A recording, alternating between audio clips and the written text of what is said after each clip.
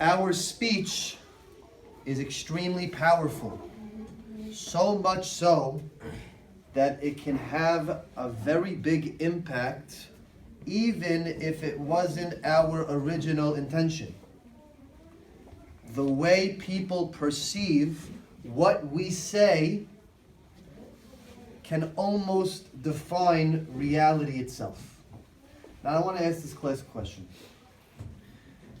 If somebody was not intending to cause harm, however, the words they used were harmful, would we find fault in that person? Anybody have a thought? Jacob? I would find fault in them, but it doesn't mean that they're terrible people if they had right intentions. So Jacob would find fault, however, wouldn't necessarily define them as a bad person because it wasn't their intention. Okay, Eli? I agree with Jacob because they said it, but then again, they didn't really mean it, but they still said it. Okay. Michael? Well, this can be compared to Hitler. Hitler didn't mean. Hitler only meant for the country to be his country to be great again, and he genuinely thought that the Jews were terrible people. Right. So he had, But he intended to cause harm with his words. Yeah, but he had good intentions. So I'm talking about people that don't necessarily intend, they don't have the context to understand that their words are harmful. Exactly. Hitler obviously had a calculated approach to what it was that he was doing. Yeah, I don't know that I necessarily agree. I understand that maybe the intentions are misconstrued, but okay, last thought and then we'll move on. Freddie. So I agree and disagree with what Jacob said. I think that if someone says something, and I mean it really depends what it is, but if it's something that's really So would we, on a simple level, would we find fault with that Yes. person? Yeah. We would find fault with that person. Okay, very good. The other week, I saw an article that was perplexing for me. It was an article about how there was outrage from the Jewish community about a video that was posted by one LeBron James. LeBron James, for those of you that don't know, who don't follow him on Instagram, I want to say almost after every game that he has, he videos himself on the car ride home, rapping to a song. He happened to be rapping to a song by a rapper named 21 Savage. First time I'm hearing of this individual. Apparently he's a big deal. And the lyrics went like this. We've been getting that Jewish money. Everything is kosher. I don't know if that's a familiar song to you or not. It was my first time hearing these lyrics. And I'm not going to lie to you. The first time that I read these lyrics, I didn't really understand what was offensive. Does anybody in this room understand why those words are offensive? Us as collective Jews sitting in a yeshiva, do we understand why that's an offensive thing to say? Alan, why is that offensive? Because the stereotype for Jews is being greedy. So, very good. The stereotype, it's funny that Michael mentioned Hitler. What Hitler used as his propaganda to justify this complete genocide over an entire Jewish race was that the Jews are selfish people who only care about themselves and they look to control and manipulate all of the money in the world, and so they must be eradicated from planet Earth. Unfortunately for the individuals, 21 Savage, I'm not really sure what his real name is to be honest with you, and LeBron James, they had no idea about that context. When LeBron James was pressed on this issue, he was quoted by saying, I literally meant no offense. I thought it was, a compliment to the Jews. That they're smart with their money and they're kosher and they're clean with what they do. I didn't mean it in an offensive way. So here's the question. Why is it that we are living in such a delicate time in society where if you are not politically correct with your words, with your language, it's almost as if you committed the crime itself? What is going on with our society today that causes us to be this fragile that we assume that LeBron James and 21 Savages was attempting, I got it, it's one person, that 21 Savage was attempting to use a lyric to badmouth the Jews and to talk about how we need to attack the Jews because they're so manipulating and they're so controlling. What is going on with our society? Chucky, thoughts? I think that our expectation for life is very high, and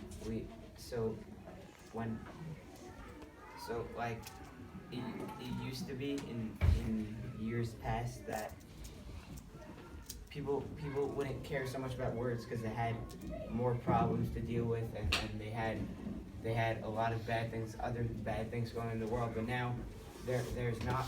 Everyone thinks like life should be perfect, and they think like they should get everything now, and so when someone offends them, they flip out and they go crazy. So Chucky's offering that there's a disconnect between the perception of what ideal life is like. Back in the day, we didn't really care, or it wasn't necessarily on our radar of what other people were doing. Now it is. Okay, good thought. Freddie? I think that like these days the world could also be a little bit more liberal than in days past, right? So the norm is that everyone has to be politically correct, and back to what you said about how they didn't have the background knowledge of why it can be offensive. So everyone just assumes that everyone is supposed to be knowledgeable about everything and know their perspective. Okay, good thought. So I want to share mine because we're limited on time.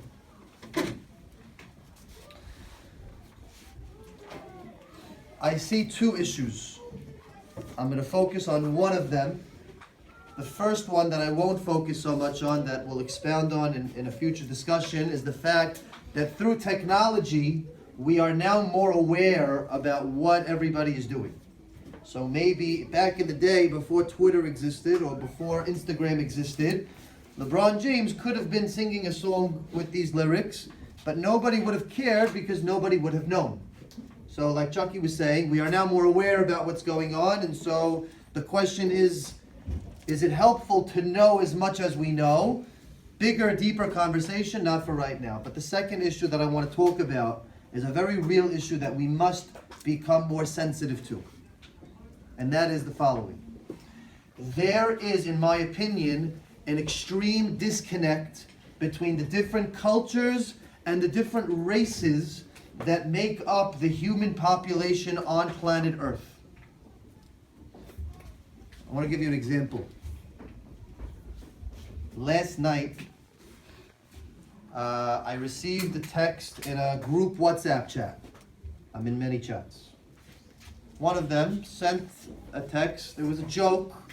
In my opinion, it was inappropriate. And the joke went like this. There was a picture of a father and son, two black individuals, and the caption wrote, "Hurry up before the owners come back." And I'm waiting for people in this chat to speak out against it. Rubbed me the wrong way, but I wasn't sure if I wanted to insert my opinion just yet. Nobody said a word. Nobody cared. And it calls to question, why don't we care? How is it that we can receive a text like that, and on a human level, it doesn't make us feel something? There's a problem with that. And it's a reflection of who we are and what type of people we want to be in this world that we live in. And I get it. Maybe we're Jewish and we have our way about the way we live life.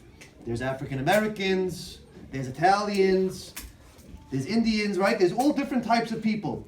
And we all have to respect the lanes that all of us choose to follow. But on some level, there's something that connects us that, in my opinion, we're not recognizing. And just to help bring this full circle, to help us understand the thought, if your best friend makes a joke in light of you, we would probably process that information differently from a person that's a stranger to us. Correct? Why? Why does it make a difference if that person is close to me or not close to me? Albert. Because you know them, you know that being friends with them, you're just joking. Right? There's a relationship. At the end of the day, I know what this person stands for. And even though they're making a joke, it's okay, I know what this person's true intentions are. You know what our problem is with the society that we live in today? Everybody wants to stay on their own island, and nobody wants to recognize that on some level, we are all human beings that share space. And so he lives there, she lives over there, they're over here. And when there's a problem, right, or a perceived problem, right, how did this all come to light?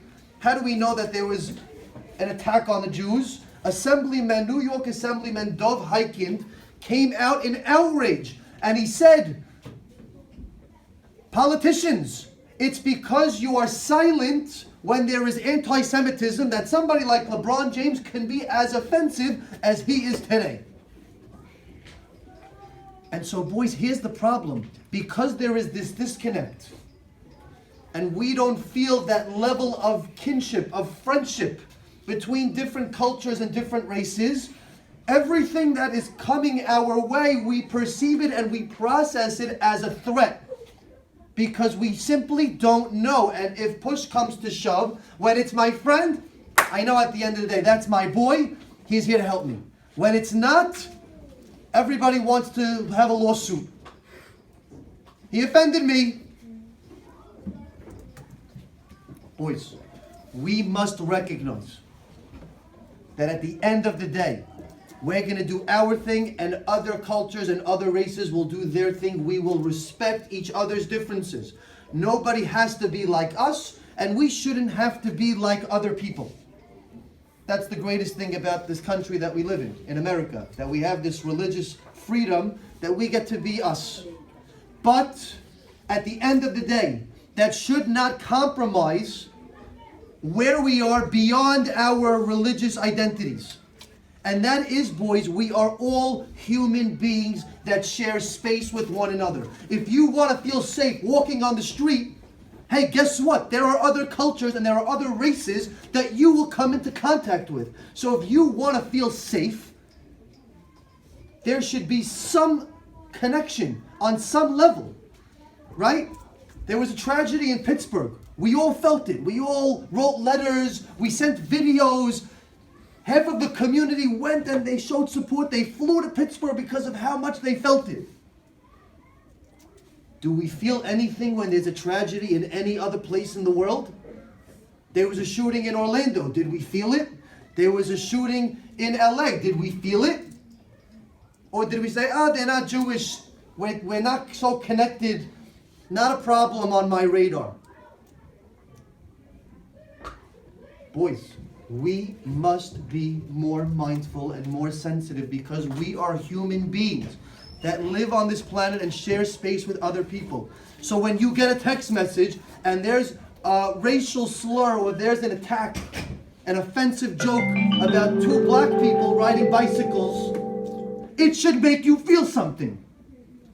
Because if somebody posted a picture of two Jewish people and said, oh, look at this, you would feel something too. And if we want to move anywhere in society, on some level we must recognize that we are human beings that share space. So if you want to be an average Joe, okay, so you stay on your island, they're on theirs, and we'll fight and we'll sue each other because every single time somebody says something, even though they're not meaning to attack us, we're going to perceive it as an attack, lawsuit. But if you want to move past that nonsense, You want to be a special individual in society. You want to make real change. You want other people to think that you have their thoughts and their considerations, even though you're not part of their culture or their race. On a human level, start to feel for other people simply because we are the same blood, we are the same humans that share space on this earth. Think about it. The next time you see something that's wrong, will you speak up? Shabbat Shalom.